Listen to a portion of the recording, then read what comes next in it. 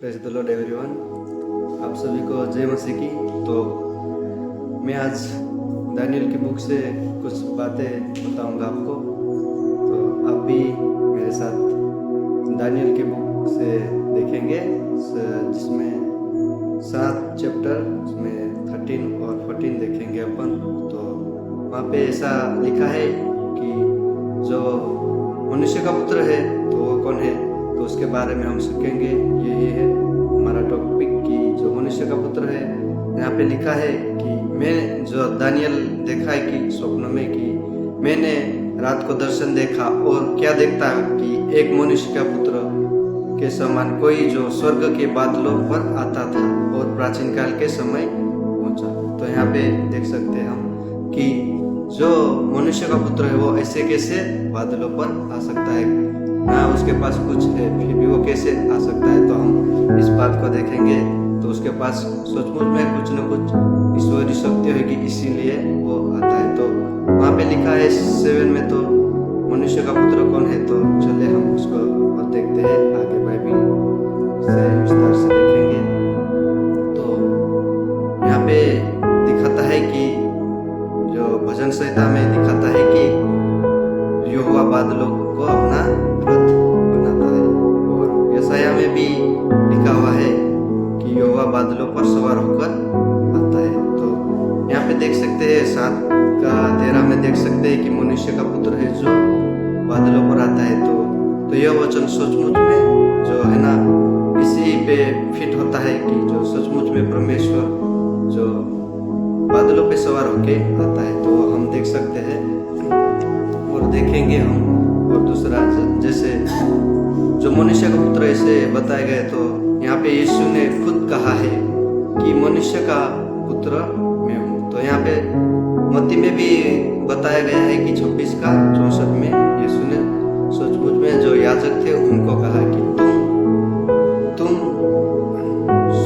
मनुष्य के पुत्र सामर्थ्य को और स्वर्ग के बादलों पर आते हुए देखोगे। तो यहाँ पे भी बताया गया है। तो यही बातें जो दानियल चैप्टर 7 में लिखी थी, जो वही भाषण और जो अधिकार जो दानियल चैप्टर में 7 था, वही बातें यहाँ पे भी हो रही है। तो हम देखेंगे यहाँ पे कि जो स्वयं यीशु मसीह ने दावा किया और दानियल में जो मनुष्य का पुत्र दिखाया था वह मनुष्य का पुत्र मनुष्य के पुत्र को आराधना मिलेगी, जो दानियल चैप्टर 7 का 14 में लिखा है। तो यहाँ पे लिखा है कि सभी राष्ट्र और जाति और भाषाएं सेवा और आराधना करेगी।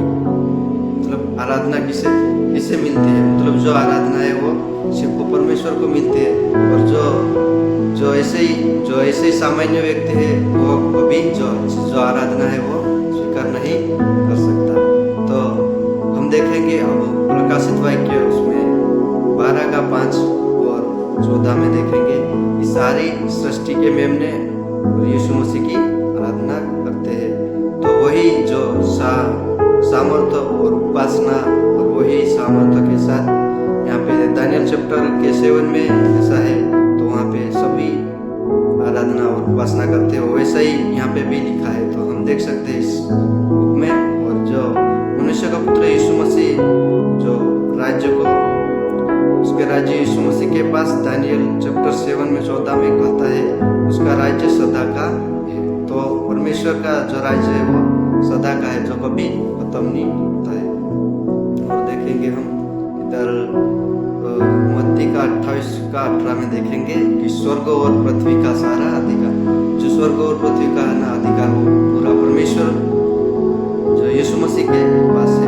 यहाँ पे यूहन्ना का 18 का 36 में तेरा राज्य इस संसार का नहीं पर। तो यहाँ पे बताता है जो दानियल है, दानियल कहता है, इसका कहना है कि स्वर्ग का राज्य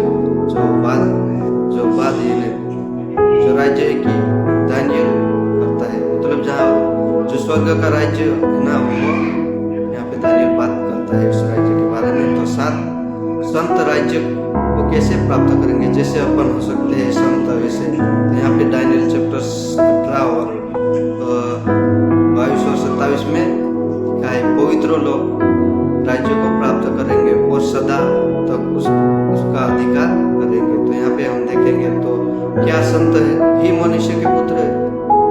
नहीं, बिल्कुल नहीं, जो मनुष्य के पुत्र नहीं है। तो राजा जैसे राज्य यानी जो यीशु मसीह, जो राजा है वो जो यीशु मसीह है, और राज्य जो यीशु का, और संत यानी उसकी प्रजा, जो हम एक ही उसकी प्रजा।